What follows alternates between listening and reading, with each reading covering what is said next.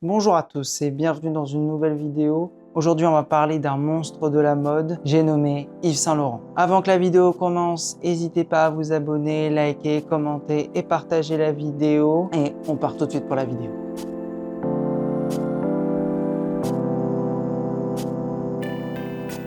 Oran, 1936. C'est là, sur les rivages brûlants d'une Algérie encore française, qu'un garçon à la silhouette fluette et au regard fuyant voit le jour. Yves-Henri Donat Mathieu Saint-Laurent, qu'on appellera plus tard simplement Yves, né dans une maison bourgeoise blanche à volets verts. Son père, Charles Saint-Laurent, est président d'une compagnie d'assurance, homme sévère attaché à l'ordre colonial. Sa mère, Lucienne, est l'opposé, lumineuse, féminine, sensible. Elle ne le sait pas encore, mais elle est la première mannequin d'Yves, sa toute première muse. C'est en la regardant se coiffer, se maquiller, enfiler ses robes de soirée que quelque chose naît en lui, un lien charnel à l'élégance. Je découpais en cachette les robes de ma mère pour habiller des personnages de théâtre dont je créais le costume avec du tissu.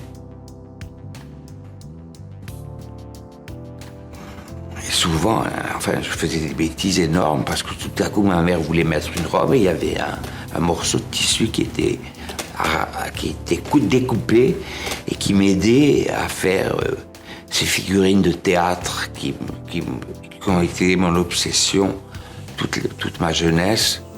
J'avais construit un théâtre en bois et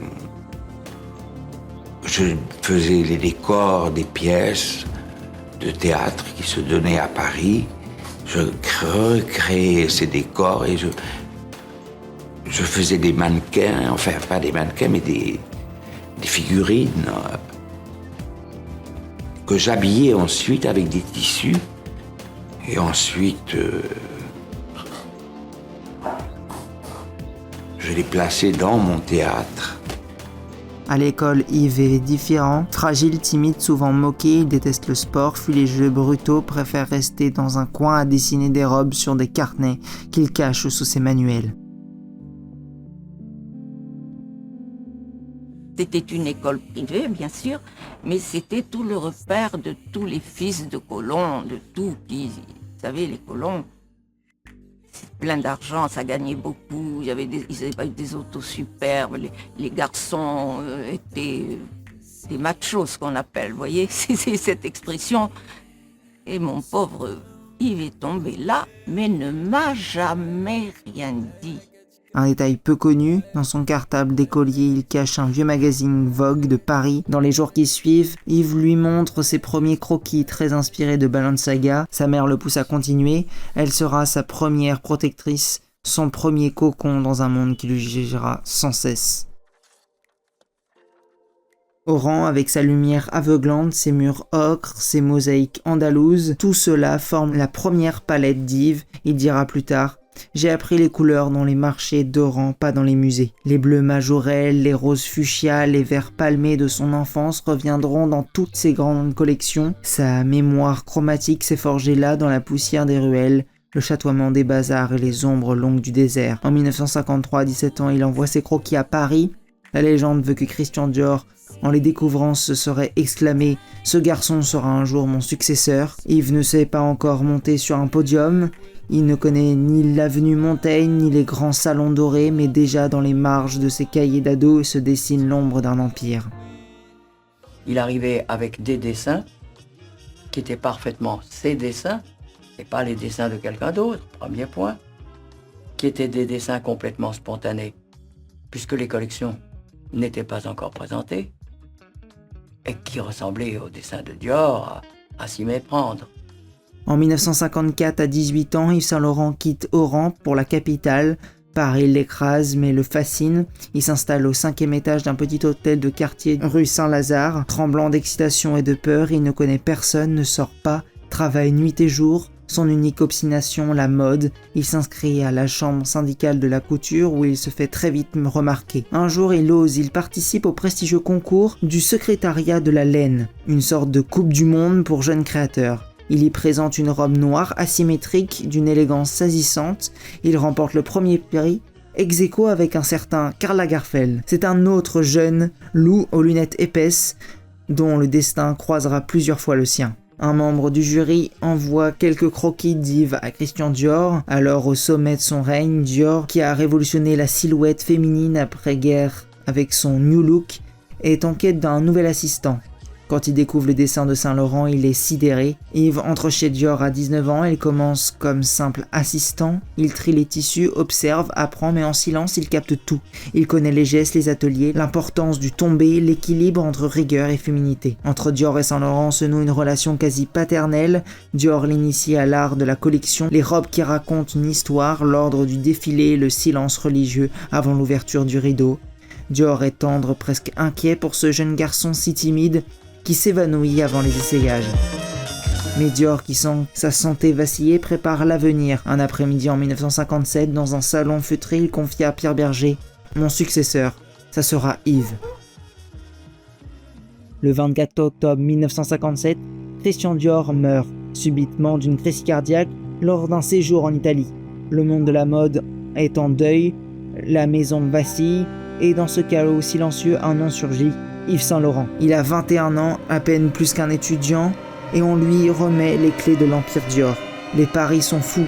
Comment ce garçon si réservé va-t-il survivre à la pression d'un héritage aussi lourd? Il le fait, il ose le 30 janvier 1958. Dans son salon, plein à craquer de journalistes et d'acheteuses, il présente sa première collection, la ligne Trapèze. Des silhouettes en A, flottantes aériennes, une rupture avec la taille étranglée du New Look. Le public est stupéfait, certains crient au sacrilège, mais la plupart se lèvent pour applaudir. Un détail peu connu, la robe finale en mousseline blanche aurait été pensée comme un esprit de mariée. Une manière pour Yves de rendre hommage à Dior. Yves devient du jour au lendemain le plus jeune couturier du monde. Il crée pour Dior 6 collections, toutes saluées, sauf la dernière, celle de 1960, où il introduit des blousons en cuir et les pantalons influencés par la jeunesse parisienne. Les patrons de Dior jugent cette ligne trop beatnik, le clash est inévitable et aussi brutal. Appelé en Algérie pour effectuer son service militaire, Yves s'effondre psychologiquement. Au bout de quelques semaines, il est interné, diagnostiqué fragile et licencié par Dior dans son dos. Une trahison immense, un choc, un point de non-retour. Mais ce que les actionnaires de Dior ne savent pas encore, c'est que le rejetant, ils viennent de libérer un génie. En 1960, Yves sort de l'hôpital psychiatrique du Val-de-Grâce.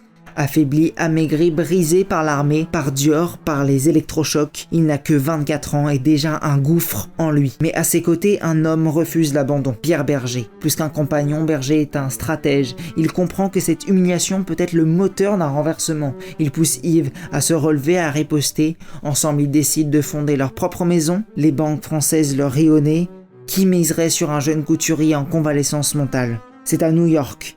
Après plus d'un mois, auprès d'un industriel américain du nom de J. Mac Robinson, que Pierre Berger décoche les fonds. 700 000 francs, de quoi leur louer un hôtel particulier au 30 bis rue Spontini et embaucher quelques premiers ateliers et faire entrer dans la légende les 3 lettres Y, S et L. En janvier 1962, Yves présente sa première collection en tant qu'indépendant. C'est un manifeste, il revisite les classiques avec une élégance souple, trench coat revisité, caban inspiré des vestiaires marins, blouse en mousseline, tailleur en velours noir. Il réintroduit la modernité dans la haute couture, mais sans provocation gratuite. Ce n'est pas une rébellion, c'est une proposition, un détail méconnu. Yves fait peindre à la main certains boutons de veste par des artisans algériens exilés à Paris, un clin d'œil discret à ses racines. Entre 1962 et 1965, le style Saint-Laurent se construit comme une grammaire. Lignes pures, épaules structurées, taille adoucie, jambes allongées. Les citations artistiques aussi, avec Matisse, Picasso, Braque. Yves pense la mode comme une forme de peinture en mouvement. Yves propose une femme cérébrale, sculptée dans la lumière et le silence. Pierre est partout, au téléphone avec les mannequins et les acheteurs dans les loges et en coulisses des défilés. Yves est l'artiste angoissé, le recul qui ne parle presque pas, mais leur complicité est totale. Ils vivent ensemble, travaillent ensemble, se battent ensemble. Berger dira plus tard « Sans moi, il n'aurait jamais osé, mais sans lui, il n'aurait jamais rêvé ». Dès 1963, la presse internationale acclame Saint Laurent comme le nouveau Balenciaga. Vogue, Elle, Harper, Bazar, Le Monde, tous s'accrochent au nouveau règne de la couture.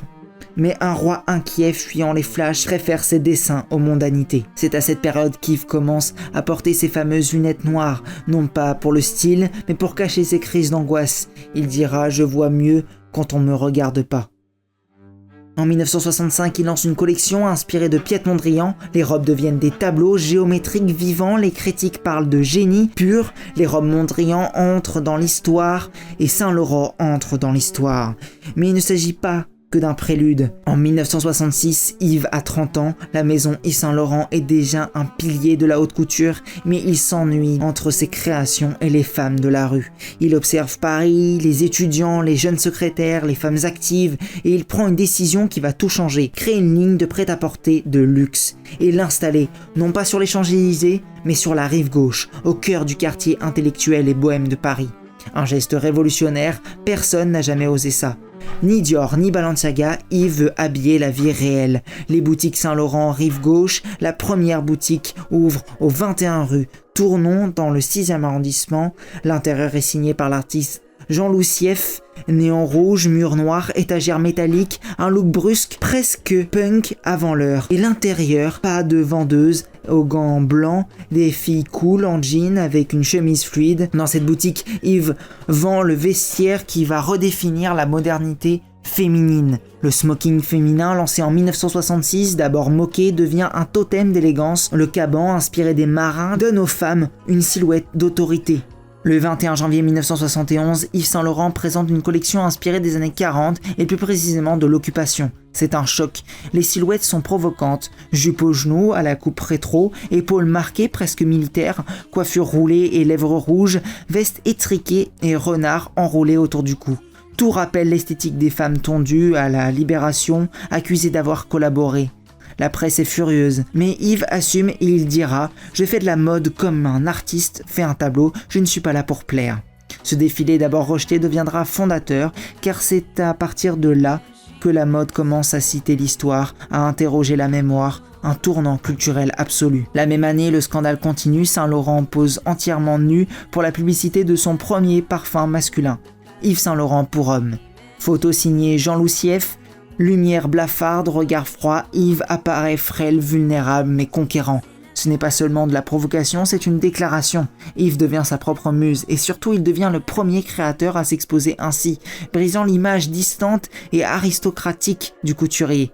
Cette image fera date dans l'histoire de la mode et sera détournée à l'infini jusqu'à aujourd'hui. C'est aussi l'époque où Yves entre dans sa période la plus tourmentée. Les nuits se prolongent au Palace, à Studio 54, dans les boîtes de nuit du monde entier avec Andy Warhol, Mick Jagger, Loulou Betty, Paloma Picasso. Il vit une vie de rockstar, mais derrière les palettes, les crises d'angoisse s'amplifient.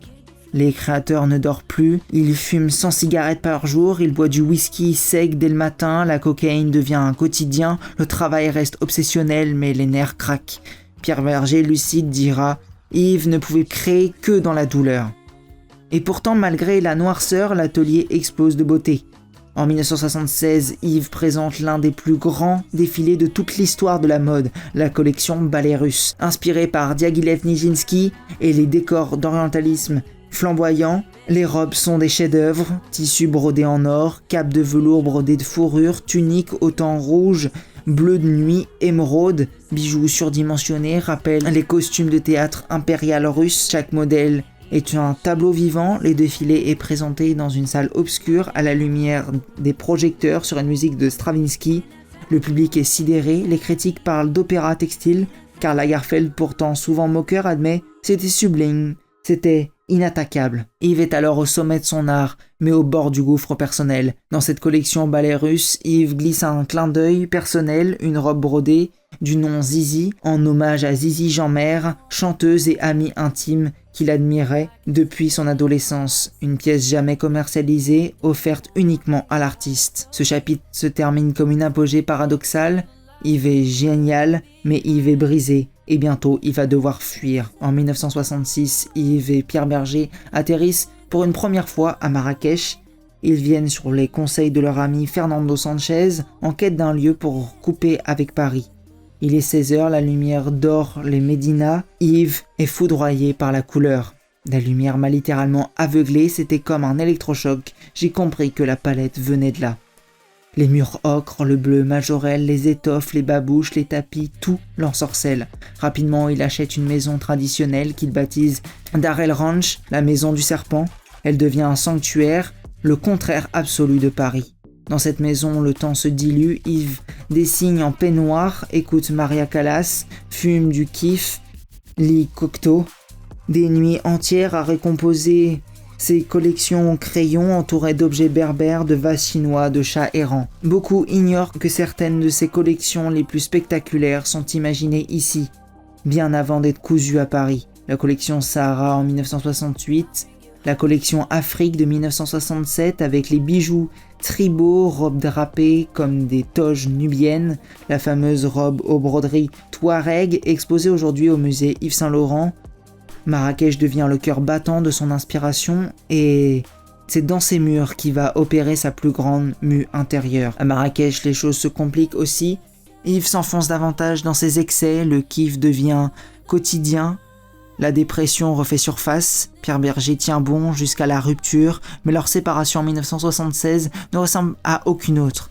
Ils restent partenaires professionnels à vie, s'aiment à leur manière, se partagent, se protègent sans se posséder. Dans les années 80, le couple rachète le jardin Majorelle, alors à l'abandon, créé par le peintre Jacques Majorelle. Ce lieu est un miracle végétal, cactus, bougainvilliers, palmiers rares, bassin de nénuphars.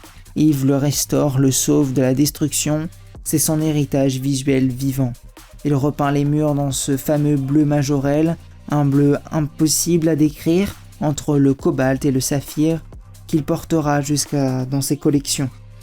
Aujourd'hui, ce jardin est un des lieux les plus visités du Maroc et ses cendres y reposent. Ce qu'Yves crée à Marrakech n'est pas seulement inspiré par l'Orient, c'est une mode de la lenteur, de la chaleur, du silence. À contre-courant du luxe froid européen, il invente un luxe organique, solaire et charnel. Et ce lieu, bien plus qu'un refuge, devient son second atelier invisible, celui où l'esprit précède la matière. Dans les années 80, Yves Saint Laurent règne sur la mode mondiale. La maison Chanel, Dior et Givenchy n'ont plus de créateurs fondateurs en vie.